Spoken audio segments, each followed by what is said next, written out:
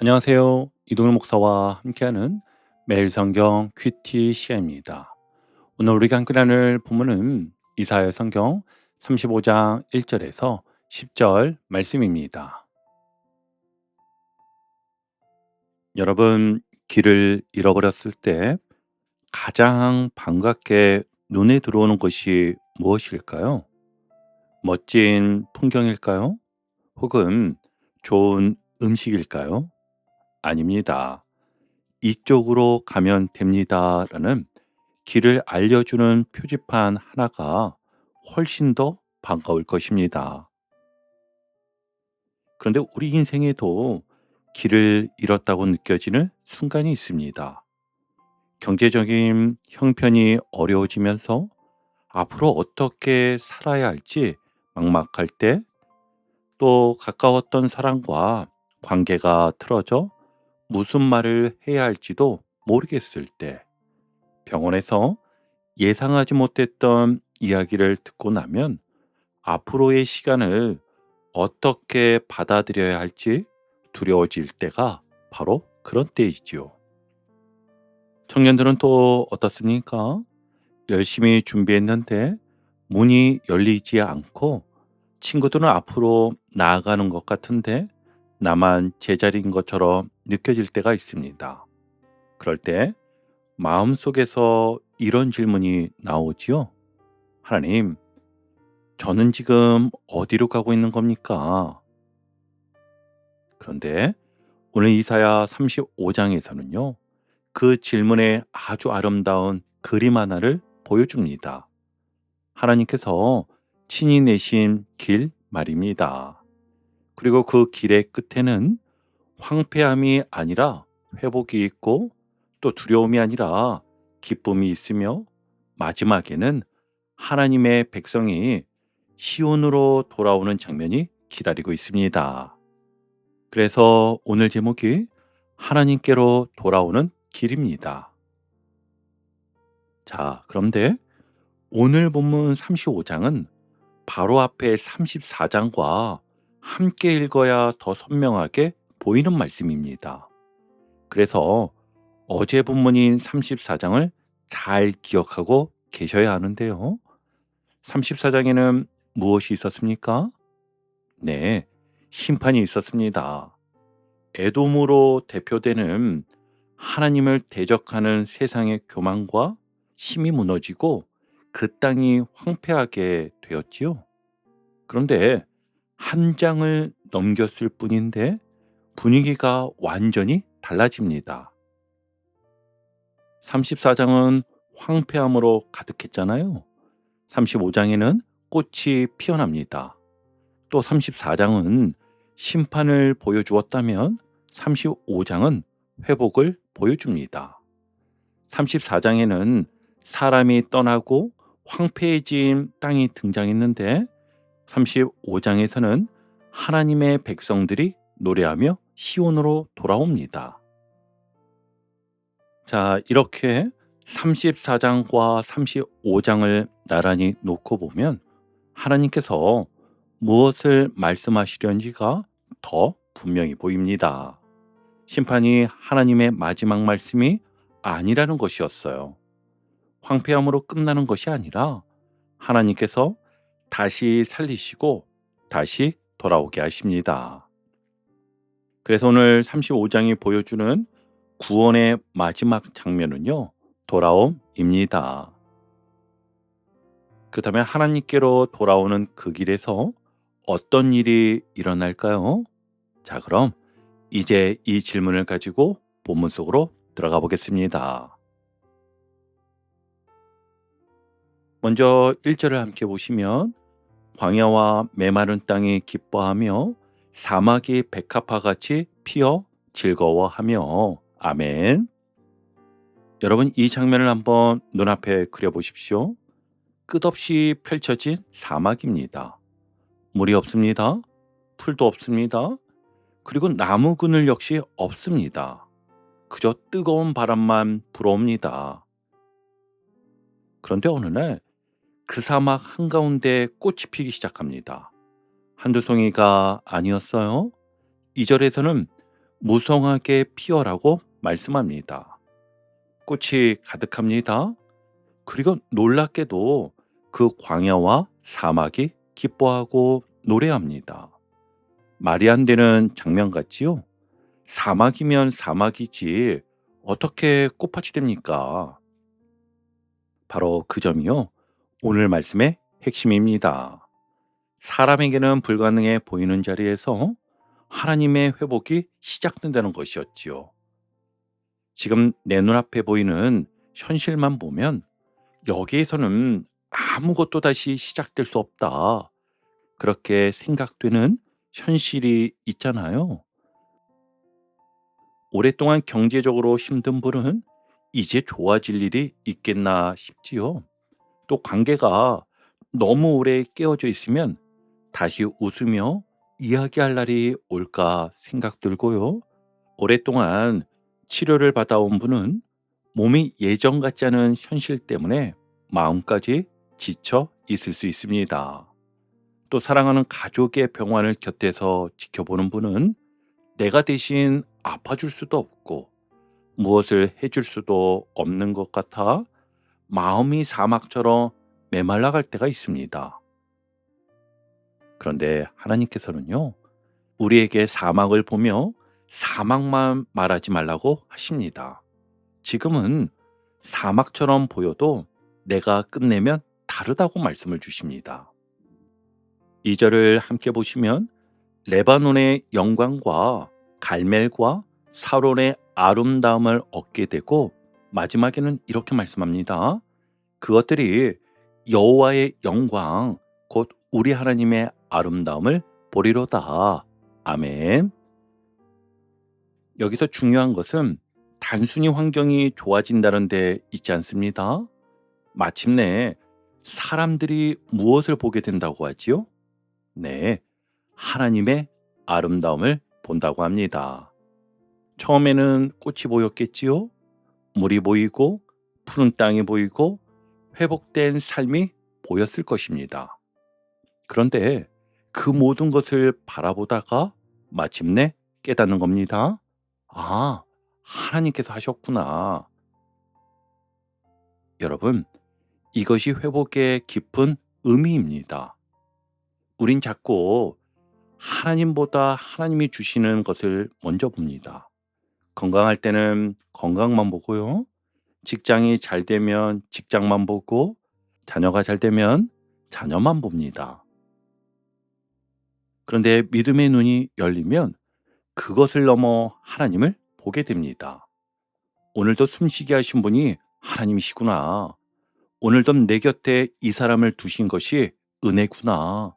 많지는 않아도 오늘 먹고 살아갈 것을 주셨구나. 당연했던 것 속에서 하나님의 아름다움을 발견하게 되는 것입니다. 자, 그런데 하나님께서는 아름다운 미래만 보여주시고, 그러니까 잘 기다려라. 이렇게 말씀하시고 끝내지 않으십니다. 3절을 보시면은요. 너희는 약한 손을 강하게 하며 떨리는 무릎을 굳게 하며. 아멘. 이 표현이 참 현실적이지요. 약한 손과 떨리는 무릎. 손은 무엇인가를 해야 하는데 힘이 빠졌습니다. 무릎은 몸을 버텨줘야 하는데 제대로 받쳐주지를 못하고 떨리고 있습니다. 바로 지친 사람의 모습입니다. 열심히 해도 결과가 없어서 다시 시작할 힘이 없는 사람. 계속되는 문제 때문에 이제는 정말 못 버티겠다 싶은 사람. 기도하면서도 마음 한쪽에서는 혹시 더 나빠지면 어떡하지? 두려워하는 사람의 모습이잖아요. 여러분, 하나님께서는 그런 사람을 향해 왜 이렇게 약하냐라고 꾸짖지 않으십니다. 오히려 그 사람에게 말씀하십니다. 4절 상반절을 보시면 굳세어라 두려워하지 말라. 아멘. 근데 중요한 것은 그 다음입니다. 그냥 긍정적으로 생각하라는 말씀이 아니었어요. 마음을 단단히 먹어. 다 잘 될 거야. 그 정도의 위로가 아닙니다. 왜 두려워하지 않아도 됩니까? 4절 하반절입니다. 보라, 너희 하나님이 오사 보복하시며 갚아주실 것이라. 하나님이 오사 너희를 구하시리라 하라. 아멘. 여러분, 오늘 본문에서 가장 중요한 표현 가운데 하나가 바로 이것입니다. 하나님이 오사. 아멘. 두 번이나 반복이 되는데요. 우리의 소망은 내가 강해지는 데서 시작되지 않습니다. 하나님이 오시는 데서 시작이 됩니다. 내가 모든 문제를 해결할 수 있어서 두려워하지 않는 것이 아닙니다. 하나님께서 내 삶을 외면하지 않으시고 마침내 구원하실 분이기 때문에 다시 무릎을 세우는 것입니다. 그래서 믿음은요, 나는 괜찮다라고 스스로를 설득하는 것이 아니라 하나님이 오신다, 하나님이 나를 버리지 않으신다, 이 사실을 붙들고 오늘 하루를 담대히 살아내는 것입니다. 그리고 한 가지 더 보셔야 합니다. 3절은 내 약한 손을 강하게 하라가 아니었습니다. 너희는 약한 손을 강하게 하며 떨리는 무릎을 굳게 하며 라고 말씀하십니다. 여기서 하나님은 각자 알아서 힘을 내라고만 말씀하지 않으십니다. 너희는이라고 말씀하시는데요. 그러니까 내가 힘을 얻는 데서 끝나는 것이 아니라 내 곁에 힘이 빠진 사람의 손을 붙들어주고 두려움에 떨고 있는 사람의 무릎도 함께 세워주라는 것입니다. 요즘 많이 힘드시죠? 제가 기도하겠습니다. 혼자 견디지 마세요. 같이 기도합시다. 지금은 길이 안 보이지만 하나님께서 끝내지 않으셨습니다. 누군가에게 이 한마디를 건네는 것이 떨리는 무릎을 굳게 해주는 일이 될 수 있습니다. 그래서 교회는요, 강한 사람들만 모이는 곳이 아닙니다. 약해지는 사람의 손을 붙들어주고 떨리는 사람의 무릎을 함께 세워주는 곳입니다. 자, 그렇게 하나님이 오시면 어떤 일이 일어납니까? 5절과 6절입니다. 그때에 맹인의 눈이 밝을 것이며 못 듣는 사람의 귀가 열릴 것이며 그때에 저는 자는 사슴같이 뛸 것이며 말 못하는 자의 혀는 노래하리니. 아멘. 여기서 두 번 반복되는 말이 있습니다. 그때에, 지금은 아닐 수 있습니다. 아직 눈앞의 현실이 그대로일 수 있습니다. 그런데 하나님께는 그때가 있습니다. 하나님의 구원이 온전히 드러나는 때 말입니다. 이 말씀은 훗날 예수 그리스도의 사역을 통해 이미 시작된 메시아의 구원을 보여주는 표지가 되고 동시에 하나님께서 마침내 완성하실 온전한 회복을 바라보게 합니다. 그러므로 이 말씀을 믿으면 모든 질병이 지금 즉시 낫는다라는 식으로 가볍게 말해서는 안 됩니다. 지금도 병상에서 오래 견디는 분들이 계시고 평생 장애와 아픔을 안고 살아가는 분들도 계십니다. 그러나 오늘 말씀은 분명하게 선언합니다. 질병과 고통이 하나님의 마지막 결론은 아니다라고 말입니다. 우리 몸과 삶의 깨어짐을 하나님께서 영원히 방치하지 않으십니다. 하나님의 구원이 완성되는 날에는 아픔도 깨어짐도 죽음도 마지막 말을 하지 못합니다. 그러니 치료 과정이 길어지고 몸이 뜻대로 따라주지 않는다고 해서 소망까지 포기하지 마십시오. 오늘은 천천히 걸어도 괜찮습니다. 또 오늘은 울면서 기도해도 괜찮습니다. 중요한 것은요, 하나님을 향한 길에서 돌아서지 않는 것입니다. 자, 이제 6절 후반과 7절 보십시오. 광야에서 물이 솟고 사막에서 시내가 흐르고 뜨거운 사막이 못이 되며 메마른 땅이 원천으로 바뀝니다. 자, 여기서 다시 처음 장면으로 돌아온 것이잖아요. 1절의 광야가 그대로 끝나지 않았습니다. 지금은 물이 흐릅니다. 하나님의 구원은요, 사람 하나의 마음만 잠깐 위로해 주는 정도가 아니라 메마른 것을 살리고 깨진 것을 새롭게 하고 죽어가는 곳에 다시 생명이 흐르게 하는 전면적인 회복입니다. 개인이 회복되고 삶이 회복되고 공동체가 회복되고 마침내 하나님께서 창조하신 세계가 하나님의 아름다움을 온전히 드러내는 것이었습니다.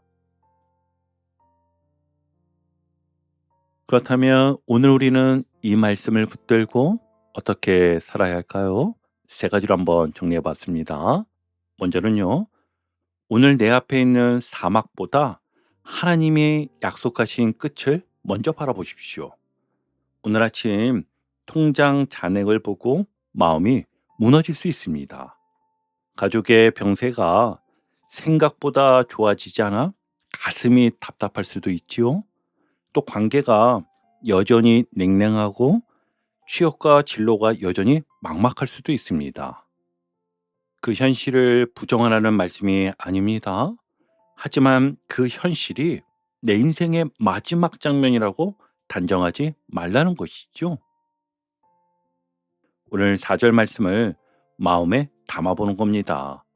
하나님이 오사 너희를 구하시리라. 아멘. 문제보다 먼저 이 말씀을 한번 더 바라보고 고백하며 붙들어 보시길 바랍니다. 자, 그리고 두 번째입니다. 두 번째는요, 오늘 한 사람의 약한 손을 붙들어 주십시오. 내가 힘든 날에도 내 주변에는 나보다 더 떨고 있는 사람이 있을 수 있습니다. 가족에게 전화 한 통 해보는 겁니다. 힘들어하는 청년에게 요즘 어떻게 지내니? 먼저 물어보십시오. 병상에 있는 성도에게 긴 말을 하지 않아도 좋습니다. 기도하고 있습니다. 혼자 계신 것이 아닙니다. 이 한마디면 됩니다. 그리고 누군가를 위해 우리 정말 진심으로 기도하는 겁니다. 하나님께서는 때로 내 입술을 통해 누군가의 떨리는 무릎을 세워주십니다. 자, 마지막 세 번째입니다. 세 번째는요, 오늘 내가 걷는 길의 방향을 한번 점검하십시오. 지금 내가 열심히 가고 있는가 보다 한 가지를 더 물어야 합니다. 나는 지금 하나님의 쪽으로 가고 있는가? 돈을 벌어야 합니다. 일도 해야 합니다. 치료도 받아야 하고 공부도 해야 하며 관계도 풀어가야 합니다. 그런데 그 모든 일을 하면서 내 마음이 하나님에게서 멀어지고 있지는 않은지 살펴보십시오. 아주 작은 선택 하나라도 좋습니다.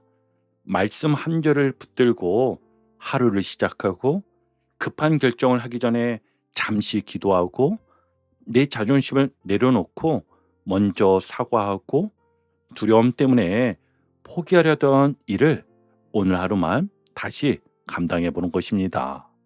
그것이요, 하나님께로 돌아오는 길을 오늘 한 걸음 걷는 것입니다. 바라기는 오늘도 약한 손을 다시 들고 떨리는 무릎을 다시 세우며 하나님께서 열어놓으신 하나님께로 돌아가는 길을 끝까지 걸어가는 저와 여러분 되시기를 주님의 이름으로 축원합니다. 아멘.